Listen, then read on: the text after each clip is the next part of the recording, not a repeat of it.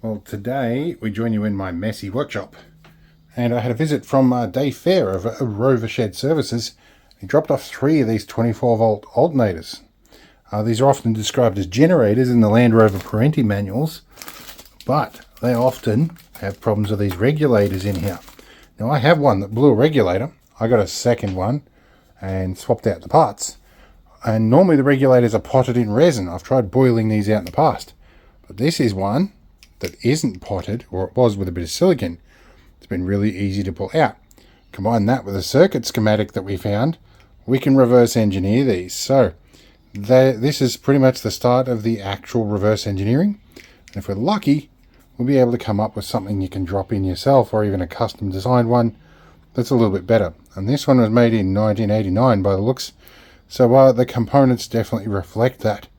These are some older style components. Anyway, let's see what we can do with it. And of course we have our Magpie here.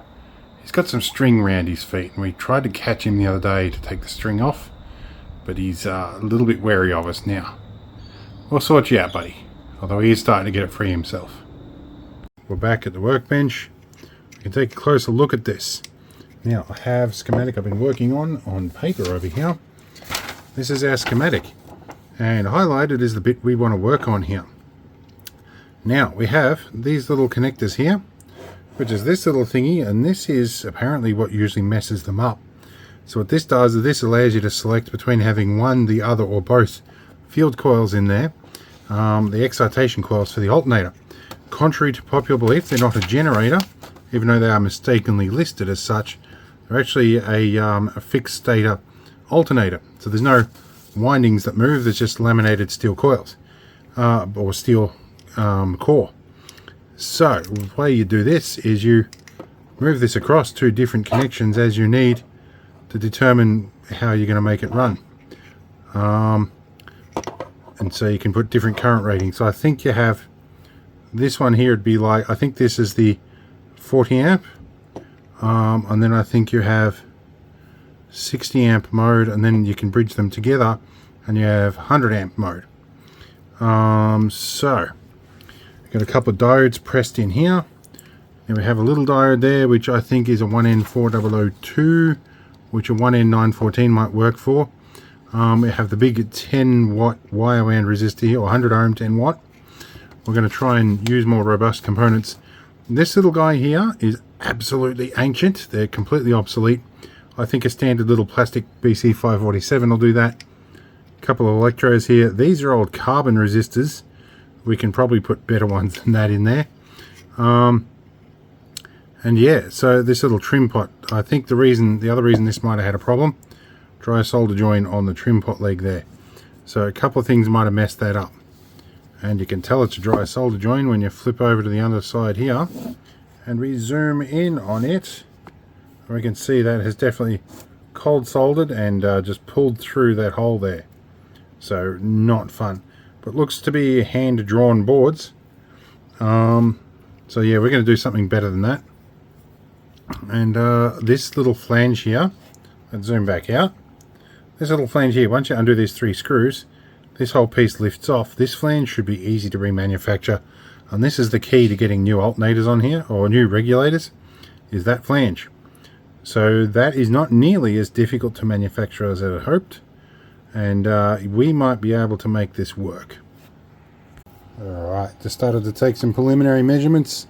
I've got some screws out of this base plate. I'm not sure if it's welded on or glued on. We'll work that out in a minute. And I've got some pin numbers marked out as well. I'll be starting to take some part numbers off these bits. I've got a schematic coming. I'm kind of tethered here. Normally I'd use Design Spark for this, but because these are old components, I had to import each one by one. KiCad here had our footprint database pre-installed, so we made ourselves a schematic already of all of this stuff. So we've got the schematic starting to go together here, and we're looking good. Alright, so first step is to draw some measurements up and make some reference markings on the board. And then we're going to scale this in AutoCAD, which I have done after a little bit of mucking around and some tricks of the trade that I learnt. 53.5 is our measurement across there. 53.5 is what we've got there. So a couple of little bit of overhangs there, but we're going to just trace out this hand-drawn track here and get it happening. And I noticed that's from Mexico. That's pretty cool. But anyway, we're going to get the original and map that out. So worst case scenario, we can make up a replacement one for one. Then we'll work on improvements. Alright, so about 15 minutes later, I have covered these tracks. I'm going to have a bit of line trimming to do around here and then some hatching to fill them in. But I've got the general outline done. And we're probably going to have to make some provisions for these bodge resistors and stuff. And I'm going to have to make some estimates for these holes. I might pull these studs out, measure them more accurately later. But for now, we've got the board, the important parts of the board worked out. Right, next stage, we have all these trimmed out. We have them moved off the board here. I kind of forgot about this. Now, one of the key parts, if you're ever doing this yourself, I'm using AutoCAD here, by the way, is to get a nice square-on overhead well-lit image and make sure that all the dimensions actually match. I took a few photos to get one that was properly square on. So, yeah, we've got this. It matches up pretty well. All the hole measurements are good. Because this was hand-drawn, if I'm to draw a parallel line across most of these, you'll probably notice that if I select these, the center points are not along those lines, and that's the nature of things being hand-drawn. We're just looking for a one-for-one replacement right now, and we will work on the rest later. So I'm going to go and hatch all of these, and that gives me something I can laser etch, and then I can make an acid replacement for this particular board. Alright, we now have everything hatched, and we're going to make a copy because it's interesting. I've hatched both sides of it, and there's a reason why I've done that. Namely because at some point I'm going to laser etch this. Let's take our hatching here and move this off. Now we have a negative, which is great. I can laser engrave that. What I'm going to do is probably stick some vinyl, it's like some carved decal vinyl, onto a piece of copper board, laser etch out these tracks, and then probably acid etch that, and I'll have a prototype board. Alright, we have some of the original circuitry stripped off here. We're back down to the original two transistors, which is an MJ802 and a 2N3055. I used a lot of them in the past. I used one each to control a 50-watt halogen to make a gigantic VU meter at one point. Most of the silicon is gone. We can get that last little bit out, and we can see that this one clearly suffered the same fate that these often do. The current level select jumper had a bit of a burnout. Problem with these is when that burns out, this thing just dumps full current.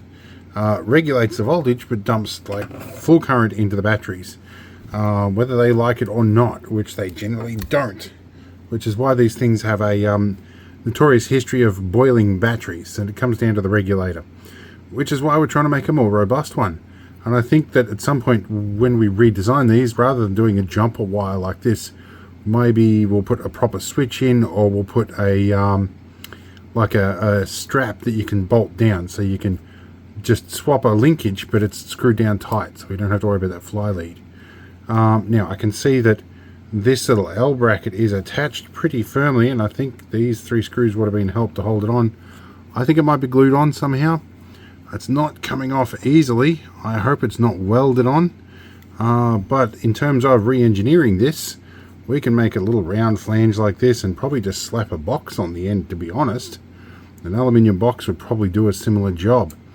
I've taken the diode pack off. I'll check them in a minute. But we're going to take these transistors off as well. Alright, I've got this thing stripped back to nothing. Now the terminal block here, these two little holes here, and this slides on top. This is our diode block that goes on the bottom. It had an insulator under it, which is a bit of a moot point considering there are screws that go through that were not insulated, including the ground screw.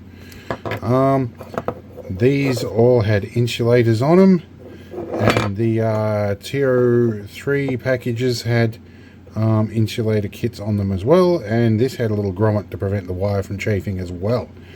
So all pretty interesting. And there was some bridges between these two and stuff like that. I've taken a lot of high-res photos, and it looks like there's little silicon, or maybe that's just left over from some other stuff. I guess it wouldn't really matter. But this is our terminal block, so it does make most of this fairly easy to remanufacture. there is a thread hole in the top there that I guess there's meant to be a screw that goes all the way through and into that threaded block. So this could be an interesting little bit of stuff to redesign. If we could make it on a little piece there, it would be a lot better. But I'm thinking an aluminium box will fit in the same space in here. We could put a flat flange on here.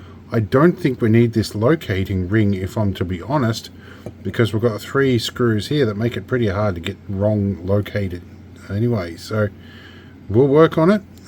This should be fairly easy to reverse engineer at this point.